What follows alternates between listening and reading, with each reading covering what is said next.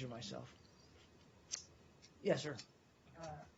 Yesterday you mentioned that there is a fear of partitioning in Syria, and said it's not a goal, it's not a plan B, it's just a fear. I was wondering why such a fear. United States supports federalism next door in Iraq, and why there is a fear of similar situation in Syria.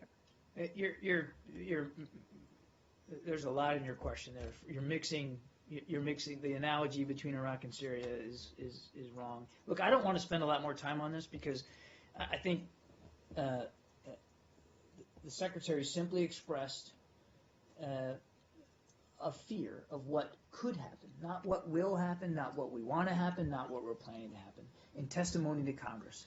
And regrettably, those words were taken out of context when they were reported following the hearing. He also said, and I encourage you to go back and look at what he has said, and look at what he said last night, because he hit on the same idea last night a couple of times when he was doing his press avail with his German counterpart. There's only one goal, and that is a whole unified non-sectarian Syria that is led by, administered by a government that the Syrians themselves have had a hand in choosing, that does not include Bashar al-Assad, that can be responsive to their needs and responsible for them and their and Syria's future. We want a whole unified Syria. That's the goal. That is different.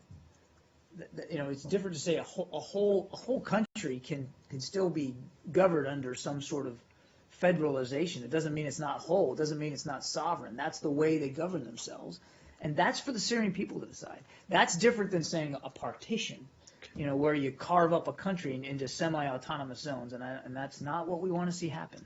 That's not Plan B. That's not the goal. The goal is a whole unified Syria that we arrive at through a political process that gives voice to the Syrian people. Okay, and I think that's should hopefully clear this up once and for all. One more question about